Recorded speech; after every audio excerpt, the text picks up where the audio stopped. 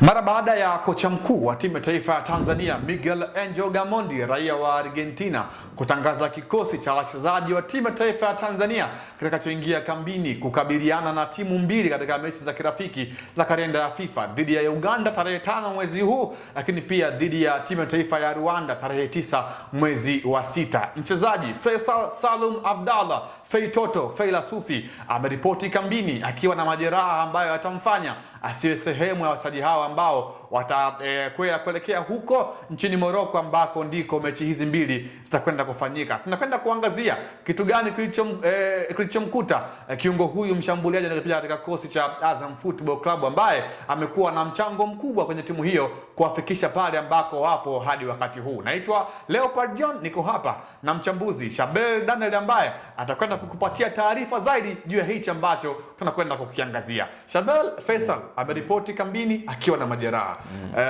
Hii inaashiria nini hasa? Madaktari wa timu ya taifa ndio wameripoti hivyo, wakati wa Azam walikuwa wamemuona yuko fiti, ama tatizo kubwa linaanzia kwenye kile ambacho umekizungumza kabla ya kuanza kufanya? Inategemea ameumia katika mazingira yapi, lakini Fei kwa taarifa mimi nilizonazo kuhusiana na yeye ni kwamba amekuwa anacheza ligi kuu kwenye michezo hivi karibuni akiwa na majeraha, yani na maumivu, sio majeraha. So jeraha ni kitu na Ibenge maana kadhaa amekuwa anakisema hicho kitu, kwa sababu ni jambo ambalo jeraha ni jambo ambalo ni kitu ambacho kinaonekana, ila maumivu huwezi ukayaona, ila unayasikia. Kwa hiyo ndio maana ukimtazama Fei mechi nyingi amekuwa anacheza na bandage kwenye goti. Kwa hiyo ni majeraha ambayo amekuwa nayo kwa muda mrefu sana, anacheza na maumivu kwa muda mrefu. Kwa hiyo wakati anaitwa alimuelezea kocha mkuu Gamondi kwamba anaomba atumie kipindi hichi cha mapumziko haya kuendelea kujitibia na kupumzika, kulipumzisha zaidi goti lake. Kwa hiyo ni maombi ambayo aliyatuma the moment tu alivyoitwa, na baada ya kumaliza mechi ya mwisho ambayo alicheza na KMC aliomba benchi la ufundi la club la timu ya taifa, lakini pia shirikisho kwamba atumie kipindi hichi cha mapumziko kuendelea kujitibia maumivu yake ya goti. Kwa hiyo hicho ndicho ambacho kinaendelea kwa Faisal. Kwa hiyo anakosekana katika mechi mbili hizo za kirafiki ambazo hazina maana sana kwa mchezaji, lakini sio mbaya kwa sababu nadhani tunamhitaji Faisal akiwa fiti kwenye kuitumikia taifa kuliko kumchukua Fei ambaye hayupo 100% kwa ajili ya kulipambania taifa. Sawa, pengo lake linaweza likaonekana, na ukiangalia aina ya wachezaji ambao wameitwa kwenye kikosi katika eneo ambalo Faisal mara kadhaa pengine angeweza kutumika.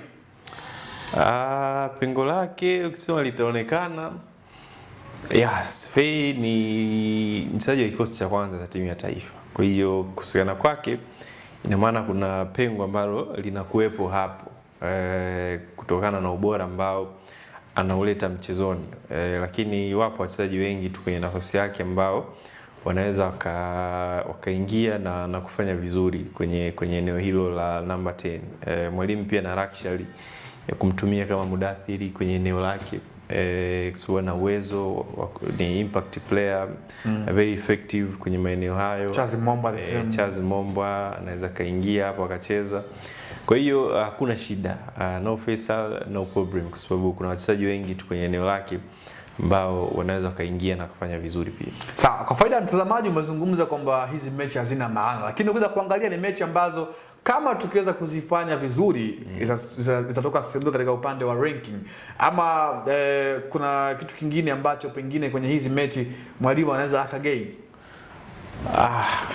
Vipo vya kugeni kuendelea kutengenezea muunganiko timu, kutengeneza muunganiko timu, chemistry, combination zile.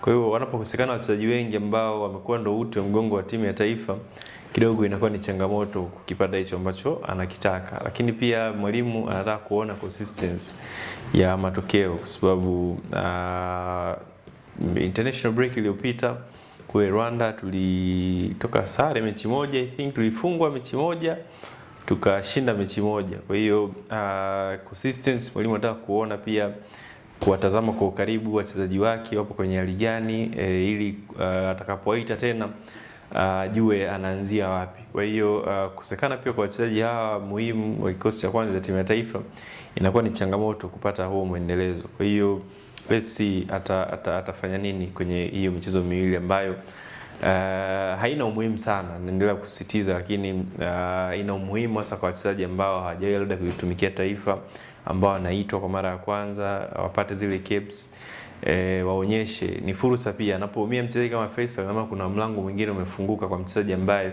labda asingeanza pia angekuwepo, naye aweze kuingia kwenye kikosi, aonyeshe kile ambacho yupo nacho.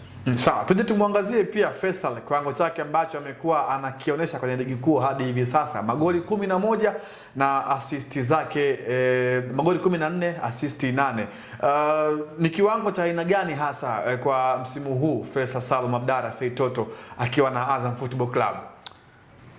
Kiwango cha juu, kwa sababu ni mchezaji ambaye kitazama tangia amejiunga na Azam misimu mitatu amekuwa na consistency ya juu kwenye kufunga, kwenye kutengeneza nafasi za magoli. Unaweza ukatazama namba zenyewe zinamzungumzia, hitaji hata kuzungumziwa. Kwa hiyo ni mchezaji ambaye ni kwa loko wachezaji wetu wa kizawa ni the most valuable kwa uwezo ambao ameonyesha kwa miaka yake hivi karibuni, lakini pia kuongoza kwenye kinyang'anyiro cha ufungaji bora, nafasi za kutengeneza magoli, hiyo tena kuonyesha kwamba ni mchezaji ambaye pengine msimu unaweza kumalizika akawa hata MVP wa ligi kuu ya Tanzania Bara. Kwa hiyo mchezaji wa kawaida, ni mchezaji wa daraja la juu sana kwa kiwango ambacho amekionyesha mpaka sasa hivi. Tuseme ndio MVP wa ligi kuu ya Tanzania Bara kwa msimu huu, kwa takwimu ambazo amekuwa nazo, lakini pia ubora ambao amekuwa anaufanya akiwa na Azam Football Club.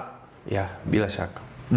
Sawa, huyo ni Faisal Salum Abdalla Feitoto ambaye anakosekana katika mechi mbili za kirafiki ambazo timu ya taifa ya Tanzania zitakuwa zinakipiga dhidi ya Rwanda, lakini pia dhidi ya Uganda, ambao utakuwa ni mchezo wa mapema wa Mwalimu Miguel Angel Gamondi kuweza kuangalia jinsi gani ambavyo anaweza akaandaa kikosi chake kuelekea kwenye mashindano ya kufuzu mashindano ya AFCON inshallah mwakani mwaka 2027. Naitwa Leopard John, nilikuwa hapa na mchambuzi Shabel Daniel mwisho wa leli ambaye amekupitisha juu ya kile ambacho umestahili kukipata. Endelea kuwa nasi na TV, kwa maana hapa ndiko sehemu sahihi kwa wewe mtazamaji wetu kupata kile ambacho roho inapenda, roho inahitaji. Hadi wakati mwingine, endelea kuwa nasi.